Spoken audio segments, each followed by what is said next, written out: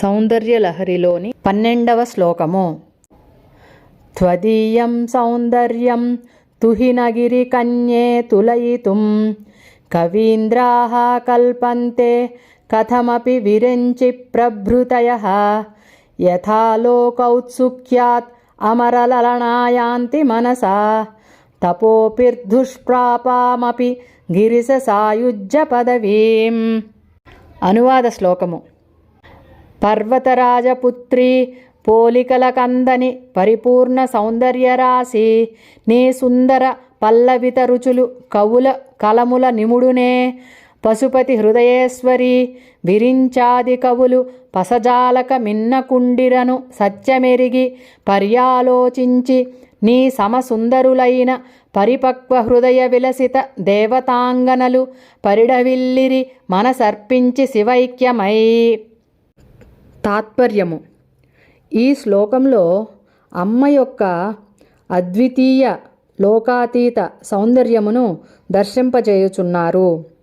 పర్వతరాజపుత్రి పోలికల కందని పరిపూర్ణ సౌందర్య రాశి అనగా, ఓ పర్వతరాజపుత్రి పార్వతీ, పోలికల కందని అంటే దేనితోనూ పోలికలేని, సరితూగని, పోల్చలేని, నీకు నీవే సాటి అయిన పరిపూర్ణ సౌందర్యరాశి అనగా అత్యంత అమితమైన లోకోత్తర లోకాతీతమైన సంపూర్ణ సౌందర్యరాశి అయిన ఓ జగన్మాత, నీ సుందర పల్లవిత రుచులు కవుల కలముల నిముడునే అనగా అతిశయించిన నీ తేజము, నీ సోయగము కవులు వాళ్ళ కవనములలో నిన్ను వర్ణించగలరా తల్లి?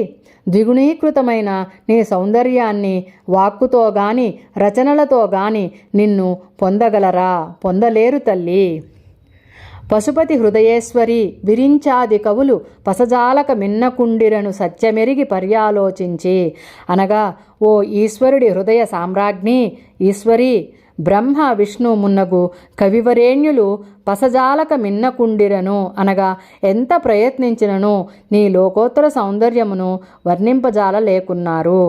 సత్యమెరిగి పర్యాలోచించి అనగా, అమ్మా నిన్ను పూర్తిగా తెలుసుకొనలేకపోయాము, ఏ విధంగానూ వర్ణింపలేకపోయాము అనే నిజాన్ని గ్రహించి ఆలోచించిన వారై నీ సమసుందరులైన పరిపక్వ హృదయ విలసిత దేవతాంగనలు పరిడవిల్లిరి మనసర్పించి శివైక్యమై అనగా నీ సౌందర్యంతో సరిరాకపోయిన వారై సరితూగకపోయిన వారైన రంభా ఊర్వశి మొదలైన దేవతాంగనలు మనసర్పించి శివైక్యమై అనగా ఈ దేవతాంగనలు విరించాది కవులు పరిణితి చెందిన హృదయంతో ఆలోచించి తమ తపశ్శక్తి సర్వం ధారపోసి ఈశ్వరునిలో సాయుధ్యం పొంది ఆ పరమేశ్వరుడి ద్వారా నీ అలౌకిక సౌందర్యమును దర్శింపవచ్చని ఆశపడుతున్నారు తల్లి.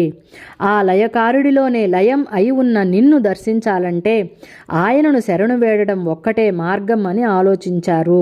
అదే ఈశ్వర సాయుధ్యము. అందుకని ఆ పశుపతినాథుణ్ణి శరణు వేడటానికి సాధకులు దేవతలంతా సిద్ధపడ్డారు.